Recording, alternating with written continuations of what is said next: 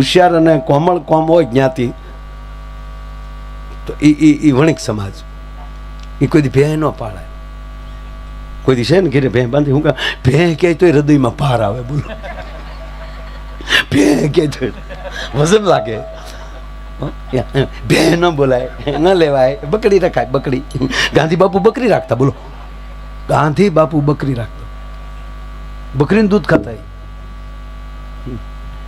એક શેઠ હતા ને, તે શેઠે કીધું કે ગાંધી બાપુ બકરીનું દૂધ રાખતા એટલે ગાંધી બાપુ ઉચ્ચાડતા, બકરીનું દૂધ ખાતા, આપણે બકરી પાડો.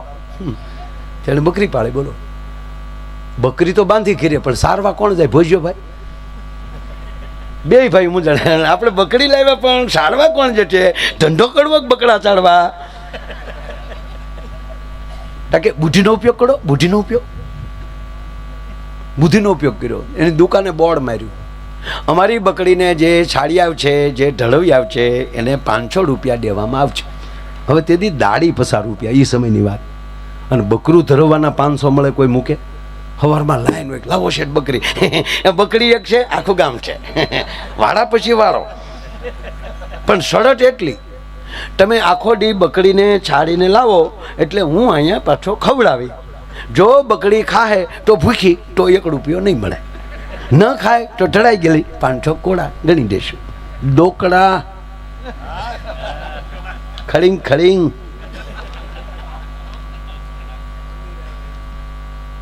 રોજ એક જણો બકરી લઈ જાય, બકરી ચારીને લાવે. શેઠને કે આલ્યો શેઠ. રોવું પડે બાપા, રોવું પડે. શેઠ રજકો કાઢે ગદબ. અને બકરાને ટેવ હોય, રજકો ફાળે એટલે મોઢું માર્યા વગર રહે નહીં. મન જેવું છે બકરું. શેઠ કહે ગીધી ગીધી ગીધી તો બકરી કટકટ બે ફૂમકાય, કાઢું ભૂખી નીકળ. આખું ગામ ધરાણું, બકરું નો ધરાણું. બોલો, પછી ગામ ભેગું થઈને બેઠું બીડીયું ટેકાવીને કે આ બકરે ભાર્યા કરી સાહેબ. એમાં ગામના સરપંચ નીકળ્યા, તાજા છૂટાયેલા, નવી સોળણી હિવડાવેલી. ડોક્ટર એટલે કે શું ભેગા થયા? સામાન્ય સભા નથી ને કાંઈ? અવિશ્વાસની દરખાસ્ત બરખાસ્ત. કે બાપા અમે હું અવિશ્વાસની દરખાસ્ત? વિશ્વાસ જ નથી, પછી અવિશ્વાસ આવે ક્યાંથી? કે તો ભેગા શું છે? ભેગા તા બકરા હાટું છે. આખું ગામ ધરાણું પણ શેઠની બકરી નો ધરાણી. સરપંચ કે આપણને ખબર નથી મુદ્દાની. એજન્ટા શું છે? એટલે એજન્ટાની ક્યાં કરી? તો આ બકરું ધરવવાની વાત છે. શેઠ બકરું લાવ્યા, એને બોર્ડ માર્યું, બકરી ધરવી આવે, એને 500 કલ્યાણ મળ્યા. કોઈ નહીં. બકરું ધરવીને લાવીએ, શેઠ રસકો દેખાડે, રસકો ખાય એટલે દી ફેલ જાય. કેવું જોવે નહીં કે સરપંચ ગયા. બોલો, શેઠ આ પટાડો ચડપટ કાકા પધારવું નથી, બકરું લાવો. તમને થોડું દેવાય કે પણ 500 આપો છો ને? 500 પણ તમને કે પણ એ લાવો. પણ જો સરપંચો પણ કેવું પડે, પેલી ચોખવાય, જો બકરી ખાય તો ભૂખી, પણ લાવો તો ખરા બાપા. સરપંચ લઈ ગયા, વાડીએ લઈ ગયા, પોતાની વાડીએ. ન્યાજીને બાંધી બકરી, રસકો વાટ્યો. રસકાની કોળી હાથમાં લીધી ને, હાથમાં લીધી પાતળી પરોણી, જે આપણે વાવણીમાં રાખીએ ને પરોણી, એ લીધી હો. અને બકરીને કીધું કીધી કીધી કીધી બકરી જા રસકા પાસે તો ફડાક દીને મોઢા ઉપર માર્યો. તો બકરી કરી ગયો, ફરંટી ખાઈ ગઈ બકરી. પાછું ધીરી પડે, ગીધી ગીધી ગીધી, પાછી બકરી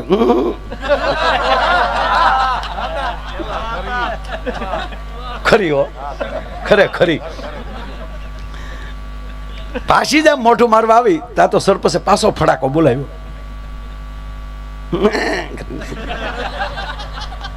પછી તો નક્કી નહોતું થતું, બકરીના હિંગડા છે કાન છે, બે ભેગું થઈ ગયું. બકરીના કાન ઊભા થઈ ગયા, મોઢું થઈ ગયું મોટું જબર. પછી તો આમ રસકો દેખાડે તો બકરીને રસકાની વાસ આવે તો રીવે ચાલે. 15 મિનિટમાં લઈ ગયો. આલ્યો શેઠ તમારી બકરી. કે પણ 15 જ મિનિટ થઈ જાય, સરપંચ થઈ. 15 મિનિટ હોય તો 10 મિનિટમાં ધરાઈ ગઈ, 5 મિનિટ ત્યાં આવતા થઈ. મારે સરકાર ધરાઈ ગઈ, તારું બકરું ન ધરાય, હું વાત કરે નાખી. પણ જોવું પડે, જોઈ લો.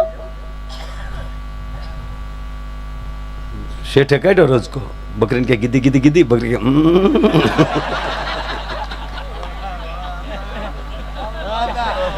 સરપંચને જો કે આ 500 રૂપિયા જાય. 400 ની બકરી હતી, મૂળ 400 ની બકરી હતી, અને 500 ધરવાના દેવા કેમ? તો શેઠ મળ્યા લાંબે, મારું ડીકું ગીટું ગીટું ગીટું, બકરી કેમ મોઢે અડાડ્યું, ફ્રૂ કરીને વહી ગઈ. બાકી રસકા હામું જોયું નહીં સાહેબ. પંખિયા મળીને આવેલા. જો કવિ કાગ બાપુના શબ્દ હામું જોજો. પંખિયા, પંખીડા નહીં, પંખીડાને તો પાંખું હોય જ, પણ પંખિયા એટલે જેને પાંખું છે એવા આ જે મળ્યા છે ને બધા, આ બધા પાંખું વાળા છે. કોઈને દાતારીની પાંખું છે, કોઈને ભક્તિની પાંખું છે, કોઈને લાગણીની પાંખું છે, કોઈને પોતાના વતનના પ્રેમની પાંખું છે. એ આ પાંખું વાળા ભેગા છે. આ ઠૂઠા તો હોઈ ગયા. એક ગામમાં પ્રોગ્રામમાં ગયા તો હરામ બરોબર કોઈ માણા મળે નહીં.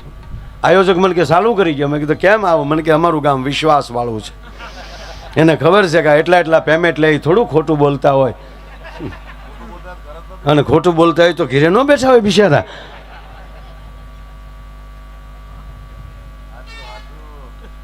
ખોટું આ પંખિયાની વાત આવી ને એટલે કહું, જો તમે જેને પાંખ હશે ને એ પાંખ વાળો કોઈ દી દગો નહીં કરે. જો આ મચ્છર ને પાંખ છે એ કોઈ દી દગો ન કરે. કાનમાં આવીને કે આવ્યો છો ઉડાડવું તો ઉડાડ, બાકી પડવાનો છે. મૂંગે મૂકું કરડી ન વયું જાય બોલો. અને એટલું નાનું એવું છે તો એ હોજવાળી દે. ડેન્ગ્યુથી માંડીને શું કામ? એને પાંખ છે. એક મચ્છરનું બચ્ચું પહેલી વહેલી ઉડાન ભરવાની અને એની મમ્મીને મેળવી. એની મોમ તો હોય જ ને. એટલે કીધું hello mummy, how are you? તો કે ફાઇન બેટા. તો બોલની બેટા એ કે મમ્મી હું પહેલી ઉડાન ભરું છું તો આશીર્વાદ આપો. પહેલી ઉડાન ભરું છું માટે આશીર્વાદ આપો. તા તો માએ દુખણા લીધા. ખમા મારા લાલ, મેલેરિયા વધારો, ડેન્ગ્યુ વધારો. જાઓ બેટા, આનંદ કરાવો સમાજને, ખંડવાળો.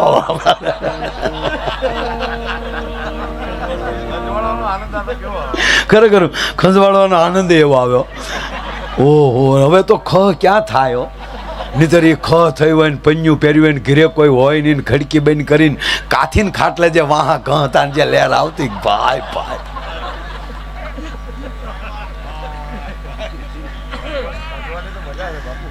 ખરેખર અમુક તો હોમાય હાવ વહી ગઈ બોલો. આ બાયું બેઠી બેઠી આમ ટોલા મારી એને ગોતી લઈ ગયું. એ સમય તો હાવ વહી ગયો બોલો. એ સમયમાં છાપામાં આવતું ટોલા મારવાનું મંગાવો ₹5 અને મની ઓર્ડર કરતા તો આવડું બોક્સ આવતું. એમાં આવડું બોક્સ આવે, એમાં 2 પાણા આવ્યા. પછી એમાં શીઠી હતી.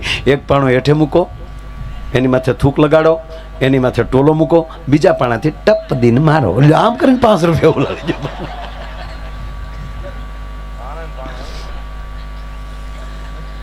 મચ્છરે કીધું કે માં ઉડાન ભરું છું.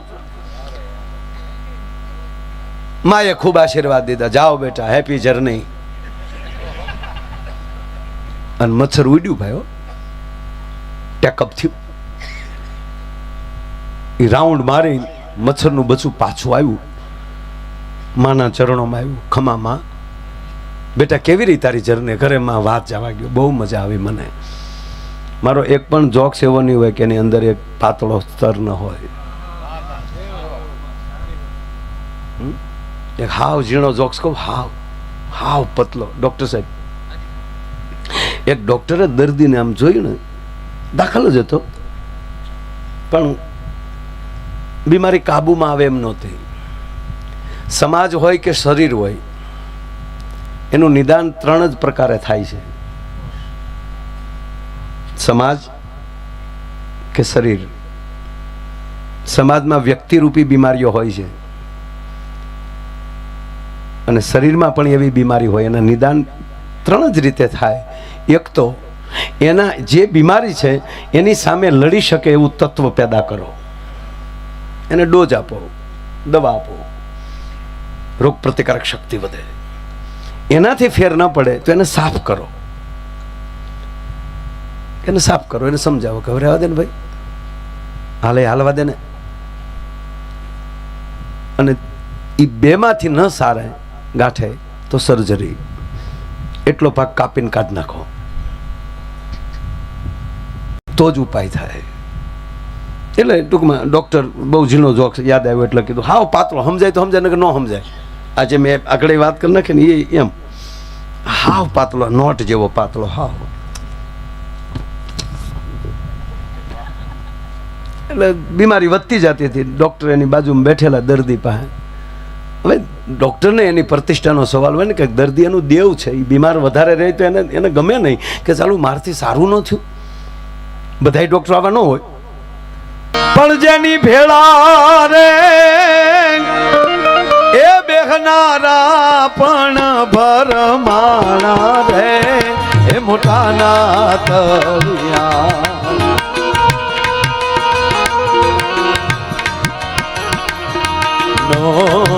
મળ્યા રે રેજી.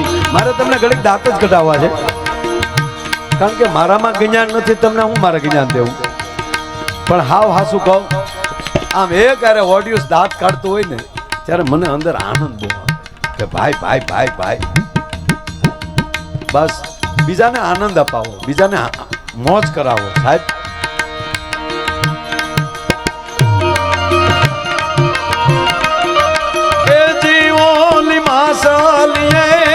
હે મગર ને જઈને જોને પૂછ્યું રે દરિયાના પાણી કેટલા રે રેતી. અરે દરિયાના પાણી કેટલા રે રેતી.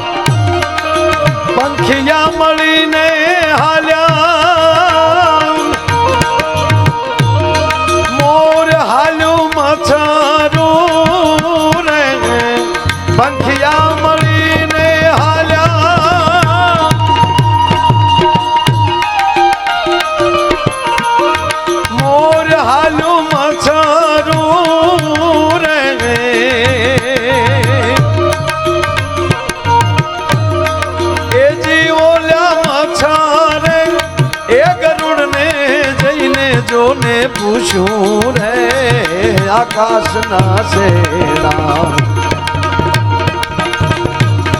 કેટલે રે રેજી. અરે રે આકાશના શેડા કેટલે રે રેજી. એની ભેળા રે બેહનારા પણ ભરમાણા રે મોટાના તળિયા. નો મળ્યા રે રેજી. અરે રે મોટાના તળિયા નો મળ્યા રે. એની ભેળા વસનારા ભરમાણા મોટાના તળિયા નો મળ્યા.